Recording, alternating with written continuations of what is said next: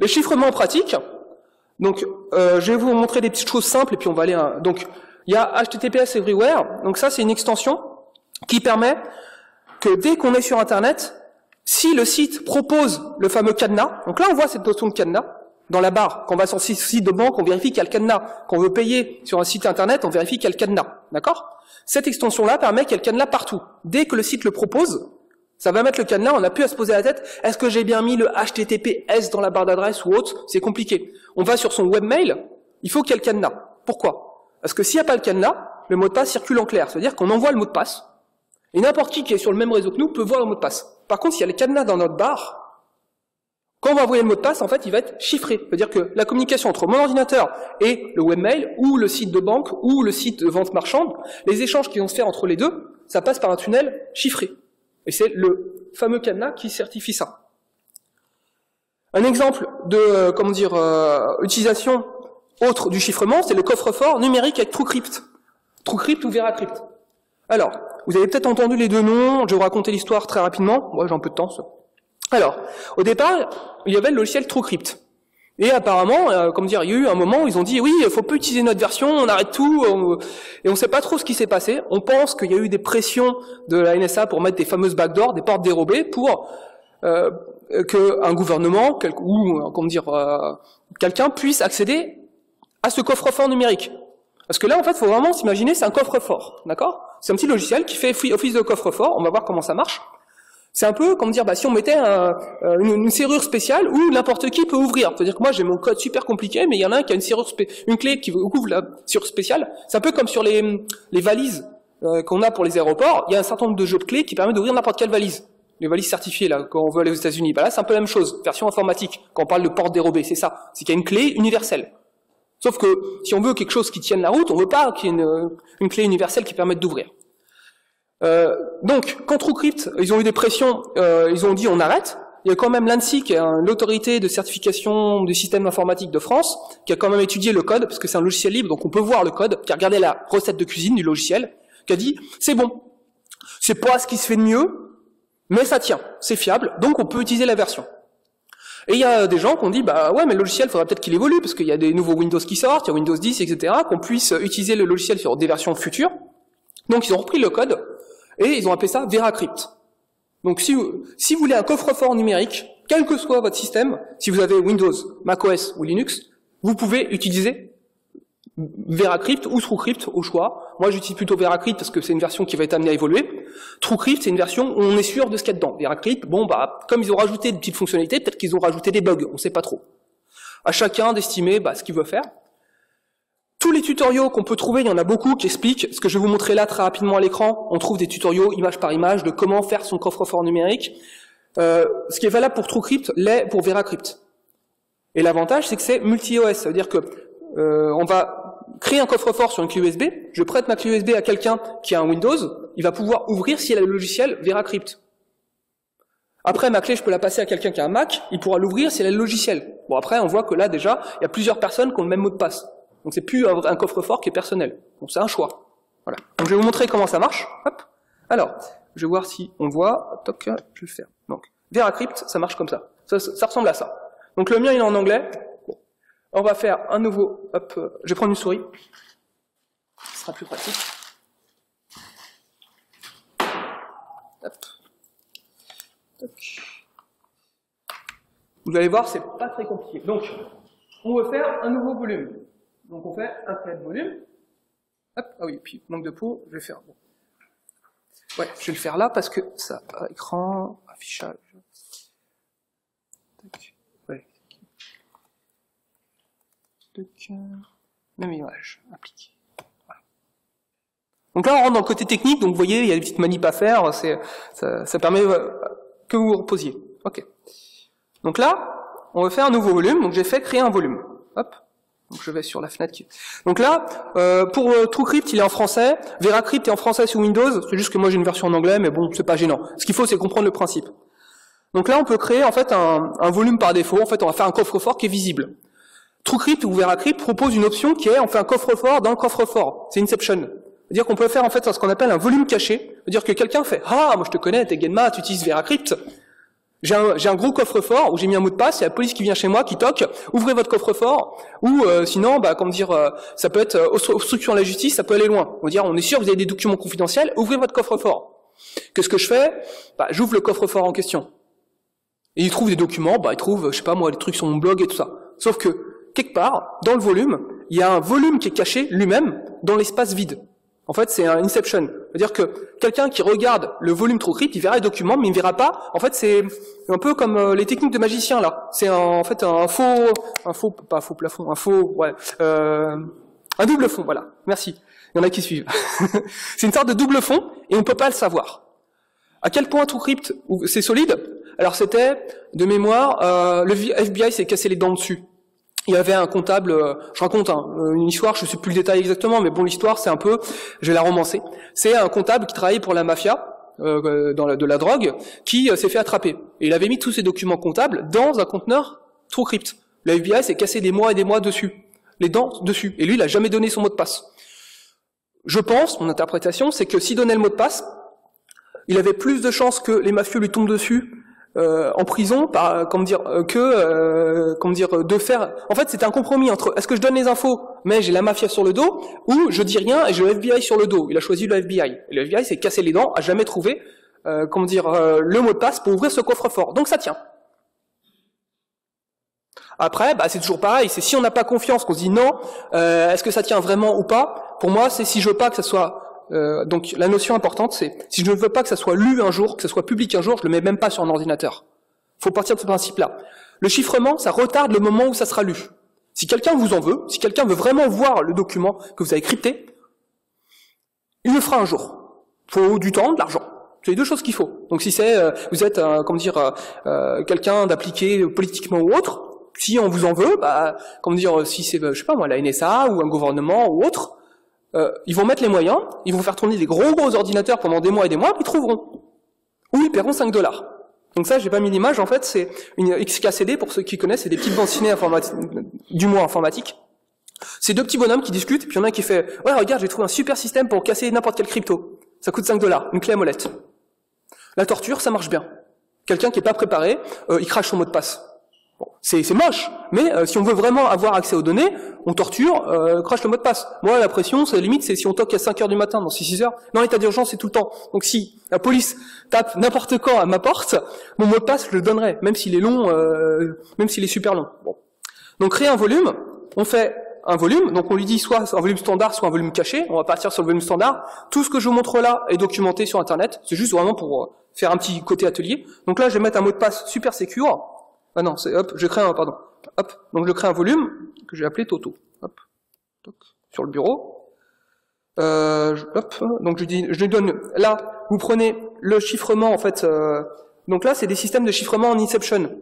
Donc le plus, c'est on chiffre 3 fois de suite. Donc on fait des poupées gigognes de chiffrement. Donc moi, c'est ce que je recommande. On enchaîne les 3. On laisse après le reste par défaut. Toc. On va mettre un système de 10 mégas, par exemple. On peut mettre plus. Donc on va mettre un mot de passe. Hop, on va le faire display. Toto. Hop. Alors là, ça met une notion de phrase de passe. On met pas un mot de passe. On met une phrase de passe. Une phrase de passe, c'est quoi? C'est un ensemble de mots qui n'ont rien à voir. Donc, plus c'est long, plus c'est bon. C'est ce qu'il faut retenir. Il faut que ça soit quelque chose qui est éminemment mémorisable pour vous, mais qui soit pas trop compliqué à taper. Parce que à chaque fois que vous allez ouvrir votre conteneur TrueCrypt, votre coffre-fort, plus ça sera long, plus ça va être difficile. Et puis des fois on tape un caractère de trop, faut tout recommencer, etc. Donc c'est à vous de voir le compromis entre mon mot de passe est suffisamment solide et il n'est pas trop compliqué à taper. Donc c'est un équilibre à trouver. Plus vous voulez que ça soit sécurisé, plus le mot de passe sera long, sachant que ça retardera juste le moment où ça sera lu. Au lieu que ça soit lu dans quelques semaines, quelques années, ça sera lu dans 10, 15 ans, 20 ans. Et peut-être que d'ici là, votre document qui, dénonce une corruption d'un politique, il sera sorti dans le Canard enchaîné, et le politicien qui se présentait à la présidentielle, il aura raté sa présidentielle. Par exemple, il faut que ça tienne juste le temps que votre papier sorte, si vous êtes journaliste, par exemple. Donc c'est à vous de voir le compromis entre mon mot de passe est long et compliqué, et je veux que ça soit sécurisé. Un autre exemple que je donne souvent, je mets une porte blindée chez moi, 3-4 serrures. Tout à l'heure, ce que j'avais, je sais pourquoi je suis arrivé juste, c'est que j'ai 4 serrures à ouvrir et fermer. Ouais, j'ai une super porte blindée, c'est cool. Mais j'ai 4 serrures à fermer, si je veux arriver, si je veux pas que le cambrioleur y rentre. C'est une contrainte. Ce soir, bah là, on va boire et tout, on va picoler, puis après, on va rentrer. Non, il n'y a pas d'alcool ici. Mais bon. Je vais rentrer, j'aurai 4 serrures à ouvrir. C'est compliqué, c'est long. Mais c'est le prix de la sécurité que j'estime. Sauf que si à côté, c'est pour laisser la fenêtre ouverte, ma porte blindée, elle sert à rien. Donc, savoir, est-ce que vous voulez une porte blindée avec 4 serrures ou pas? Ou une simple porte en bois? Si c'est juste protéger ma télé qui coûte 300 €, bah, je mets une porte en bois, on pète la porte en bois, on me vole ma télé, ça fait les 400 €. Je mets une porte blindée, on me force la porte blindée, le gars il rentre pas, mais j'ai les serrures à changer, 1500 €, bon, bah vaut peut-être mieux mettre une porte en bois que je me fasse voler ma télé plutôt que, j'ai à réparer une porte blindée. Voilà, toujours pareil. Qu'est-ce que vous avez à protéger? Jusqu'où vous êtes prêt à aller? C'est une question d'équilibre. Et quelqu'un il m'en veut. Il veut à tout prix rentrer chez moi. Mon père m'a dit, ouais, mais ta porte blindée, elle est bien marrante, mais je passe par le garage.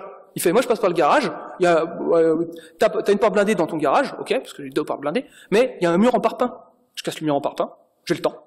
Il fait, je t'en veux personnellement, je casse le mur au parpaing, tranquillement, je dis aux voisins que je fais des travaux, et puis bah je rentrerai dans la maison. Porte blindée, je m'en fous, je passe par le mur. J'ai du temps. Mais je rentrerai. Donc si quelqu'un vous en veut, il rentrera. Juste, le principe des portes blindées, des systèmes d'alarme, ça, c'est de décourager qu'il aille chez le voisin. Bon, c'est méchant pour les voisins, hein, mais bon. Il y avait une question, allez-y.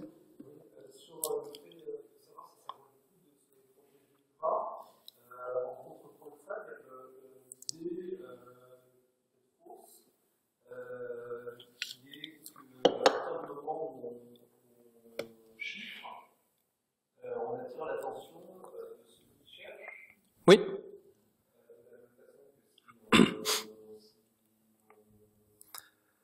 Voilà, oui, là c'est un point important, c'est que typiquement si vous avez un seul coffre-fort, donc vous avez seulement TrueCrypt, par exemple vous verrez Crypt sur votre, vos documents importants ils sont où? Ils sont dans le coffre-fort, ils sont pas ailleurs sur l'ordinateur, donc on va directement cibler là-dessus. Donc il y a la technique de je chiffre tout mon disque dur. Et là c'est paumé quelque part, mais pareil, pourquoi vous avez chiffré le disque dur en entier? Là, ça amène aussi une notion importante. Là, on parle de vie privée, on digresse un peu, mais on pourra l'évoquer pendant la 3e heure. Il y a aussi le côté, des fois, on est peut-être plus en sécurité en allant sur Facebook, dans certains pays, qu'en faisant des communications chiffrées. Parce qu'on fait une communication chiffrée, tout de suite, c'est « Ah, lui, il veut faire un truc sécurisé ». Alors que je vais sur Facebook et je poste un message, bah, c'est peut-être plus noyé dans la masse. Donc c'est toujours, le chiffrement est une solution à envisager, mais n'est pas la solution absolue. Des fois, il vaut peut-être mieux, le pigeon voyageur, ça marche bien. Non, mais sérieux. Ou le messager. Ben Laden, il faisait rien par communication, de ce que j'ai lu, à vérifier. Il faisait rien par communication, par ordinateur. Il savait il avait 50 satellites au-dessus de la tête. Il fait quoi? Il demande à un gars de venir, hop, il prend le thé, ça, il papote, et puis le gars il repart. Le gars, il a un message super important à porter, ça n'a pas figuré sur un ordinateur. Donc ça, c'est des choses qu'on peut évoquer éventuellement, soit aujourd'hui si on a le temps, soit les samedis ou dans d'autres sessions. C'est pour ça que je reviens régulièrement. Là, on voit qu'il me dit tout de suite, attention, votre mot de passe, il est beaucoup trop court, ça va se casser rapidement. Bon, j'ai mis Toto exprès, c'est vraiment pour la démo. Ok. Alors, donc on dit que c'est du FAT, c'est pour le système compatible. Là, il me dit, il faut créer l'entropie. Donc, il faut bouger la souris, il faut faire un peu n'importe quoi, taper au clavier, etc. Le but, c'est qu'il va créer un nombre aléatoire sur lequel il va se baser pour la clé. Donc on voit que la fameuse clé cadenas, etc., il fait des maths derrière, on ne sait pas trop. Bon. Hop, format. Plus vous voulez que ce soit quelque chose d'aléatoire, plus il faudra bouger longtemps. Ouais. Hop. Donc on valide. Next. Voilà. Donc là on peut créer à nouveau. Hop. Next. Voilà, annuler. Ok. Donc maintenant j'ai un volume qui s'appelle Toto sur le bureau là. Si je l'ouvre, on peut pas, il reconnaît pas. Par contre, pour le monter, on fait mount. On va chercher, valider. Hop. Hop. Il m'en place un de démo. Ah oui. C'est parce que, donc, il faut aller chercher le fichier, pardon, sur le bureau. Toto. Hop. Mount. On a dit que c'était Toto. Donc, il met un petit peu de temps à réfléchir. Et voilà. Et on a un volume qui apparaît comme une clé USB. Je peux créer un document dedans. Bon. Toc. Et le volume en lui-même peut lui-même être sur une clé USB. Donc je branche ma clé USB et je dis à TrueCrypt d'aller chercher mon fameux conteneur là que j'ai appelé Toto, mais je l'appelle comme je veux. Je peux l'appeler, pour me dire, je sais pas, mon document.doc. On l'appelle comme on veut. En fait, c'est un coffre-fort numérique. Il faut vraiment le voir comme ça. Donc là, je dépose des documents et après, je veux démonter. Donc là, il me redemande mon mot de passe. Hop, donc comme il fait des trucs sérieux, il me demande mon mot de passe administrateur.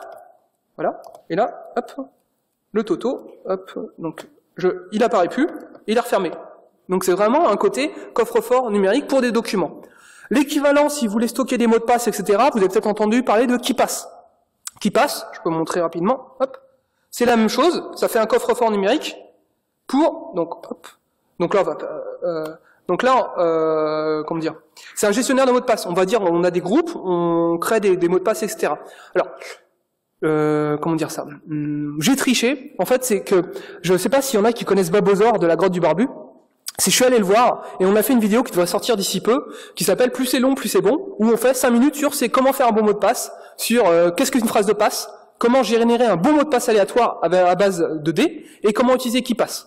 Donc pareil, je communiquerai sur mes canaux de communication, Twitter, comment dire, le blog, etc., pour annoncer la sortie de la vidéo. Vous aurez une démo de KeePass, et comment créer un bon mot de passe. Ce qu'il faut retenir, c'est qu'un bon mot de passe, c'est un mot de passe qu'on utilise une seule fois, pour un usage donné, qu'on change idéalement régulièrement, et KeePass permet de créer plein de mots de passe. Donc en fait, on aura un gros mot de passe qui protège notre KeePass, coffre-fort numérique pour les mots de passe. VeraCrypt, coffre-fort numérique pour les documents. Voilà. Donc là, vous avez deux logiciels. On trouve des très bons tutoriaux sur Internet un peu partout. Donc comment dire, je vous renvoie vers ça. Et si vraiment vous n'êtes pas à l'aise parce que c'est compliqué, les tutoriaux ont été faits par des informaticiens ou autres, vous m'écrivez un petit mail et puis on verra pour faire une session où on fera un atelier pendant 1 heure, on fera ensemble les manipulations, c'est-à-dire je vous montrerai à l'écran, puis vous ferez sur votre ordinateur la manipulation, vous créerez votre conteneur TrueCrypt, votre conteneur KeePass. Ça va jusque là? Perdu personne? Ok. Hop. Toc. Ok. Configuration. Toc. Voilà, on va retourner. Donc le coffre-fort numérique, les enveloppes. Alors, j'avais en fait eu l'idée de faire un système de, comment dire, d'enveloppes, des petites enveloppes là, pour illustrer vraiment cette notion de c'est quoi du chiffrement, comment ça se passe, etc. Donc on va faire un petit jeu. Hop, je regarde l'heure. Ouais, on est bien. Il y a d'autres personnes qui ont eu la même idée, parce que les grands esprits se rencontrent. Donc là, il y a aussi des tutoriaux, en fait, c'est ce qu'ils avaient appelé des GPG Box. Donc là, ils ont fait des boîtes. Donc il y a, comment dire, comment on peut découper, et à quoi ça ressemble. Hop, du coup, ça ressemble à ça. Donc là, en fait, on a, comment dire, on retrouve bien la clé, le cadenas, avec la clé verte et le cadenas vert, la clé rose, le cadenas rose. Donc ce que je vais faire, c'est, je vais prendre, toc, des clés, toc, toc. Clé rouge, noir, toc. Donc est-ce qu'il y a des gens qui veulent se prêter au jeu, par exemple? Toc, bon. Je vais vous montrer, toc.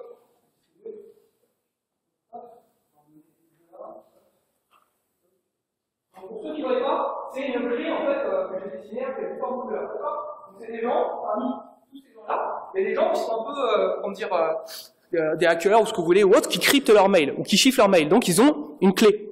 Donc si vous avez retenu, la clé qu'ils ont là, ça sera quoi? Ça permet d'ouvrir. Donc c'est leur clé privée. Voilà. Donc ça, cette clé privée, on voit bien, ils en ont qu'une. Ils en ont qu'une et elle est à eux. Donc les gens qui en ont une. Ok? Donc là maintenant, hop, ce qu'on va faire, c'est toc, hop, ceci, toc, toc.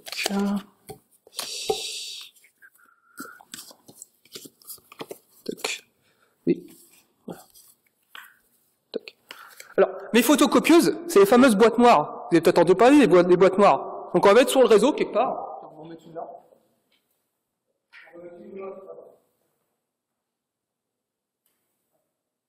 C'est des sortes de photocopieuses. Donc dès qu'elles vont voir quelque chose passer, elles vont le photocopier et, comment dire, elles vont le garder. Et puis il y a quelqu'un qui viendra regarder ce qui s'est passé. D'accord?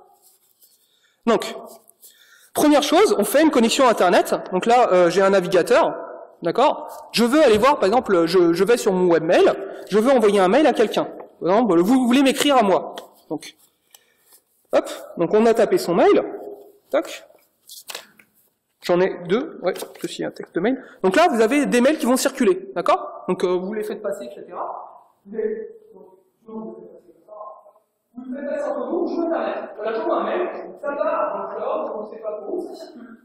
Vous êtes sur votre Internet, ça part dans vos mains, et vous voyez que vous pouvez diffuser jusqu'à un destinataire.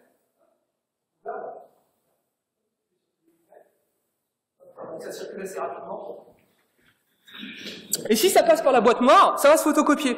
Donc là, on voit quoi? C'est que il y a plein de gens que je connais pas, qui vont lire mon mail, alors que je vais écrire, tiens, Philippe, je le cobaye, t'es mon cobaye.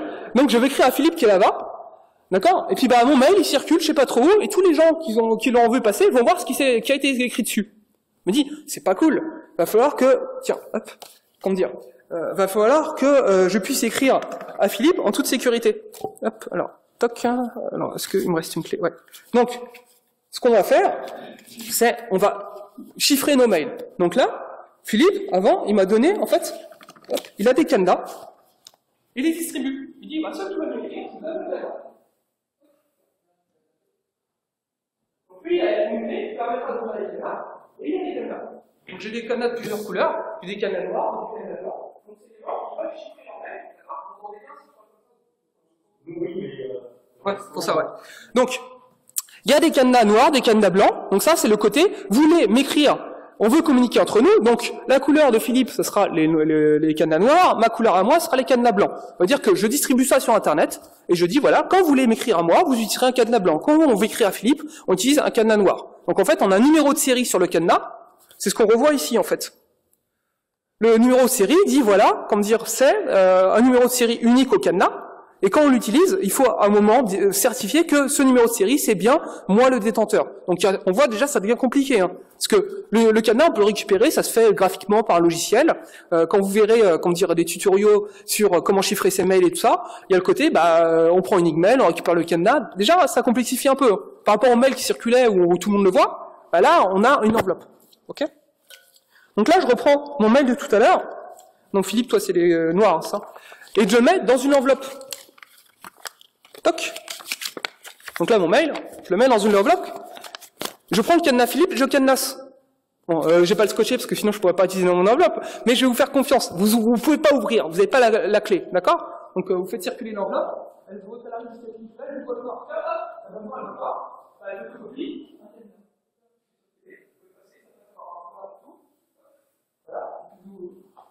Et vous me dites ce que vous voyez. Vous voyez quoi? Tiens, on va faire le test. Donc, par rapport à tout à l'heure, vous avez vu que j'ai écrit, et vous avez tous lu que ceci est un texte, d'accord? Vous avez tous pu lire potentiellement le mail. Là, ceux qui ont vu l'enveloppe passer, vous avez vu quoi? Vous avez quoi comme information? Vous avez un cadenas noir, d'accord? Bon, je vais vous aider un peu. Vous voyez quoi? Vous savez pas ce qu'on se dit, mais vous savez que moi, Genma, je discute avec Philippe. D'accord? Vous savez quand? Vous savez que c'est aujourd'hui, mardi, à telle heure. Vous savez d'où? Vous savez que j'étais chez Mozilla, et lui aussi. Donc vous avez plusieurs informations, ce qu'on appelle des métadonnées. Et ça, c'est important. Savoir ce qu'on se dit, c'est pas important. Ou peut-être que c'est important. Mais déjà, savoir qu'on communique tous les deux, là, c'est important. On se dit, tiens, quand Genma, il communique avec Philippe, c'est chiffré. Par contre, quand il communique avec quelqu'un d'autre, avec Silex Lab, il envoie en clair. C'est-à-dire qu'on parle de chiffré et clair. En clair, c'est un peu comme c'est n'importe qui peut le lire. Donc c'est-à-dire que quand j'envoie à Silex Lab, j'écris à plusieurs personnes, c'est sur une mailing list, n'importe qui peut le lire, les abonnés à la mailing list peuvent le lire. Donc c'est pas gênant ça. Par contre, si j'écris à Philippe, on a une correspondance un peu plus personnelle, j'ai pas envie qu'on sache ce qu'on se dit. C'est peut-être des selfies, on n'en sait rien, ou des bon. Hein, c'est notre intimité. Et là, par contre, vous savez qui communique avec qui et quand. Et c'est déjà important. Pourquoi?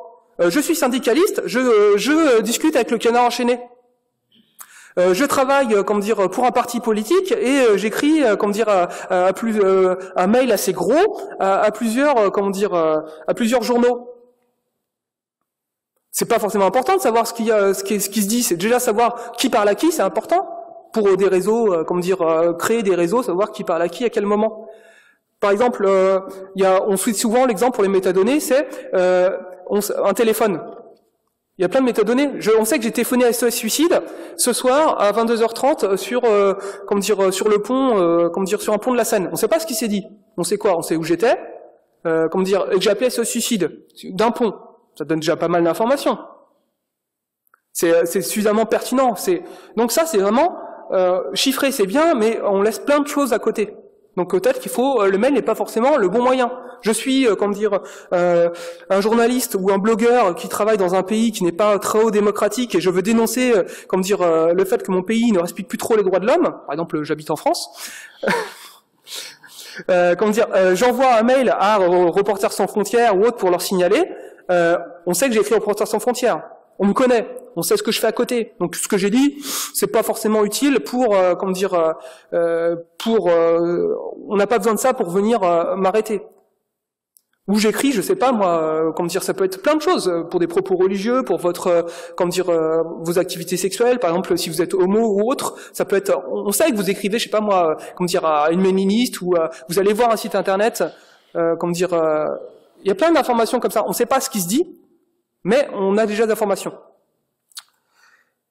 C'est ce qui va amener la suite. En fait, c'est quand on va sur internet, donc on est suivi à la trace. Donc le cadenas, le fameux cadenas de tout à l'heure, ça permet quoi? Ça permet que le mot de passe, quand on discute avec un site internet, c'est pareil, c'est des enveloppes.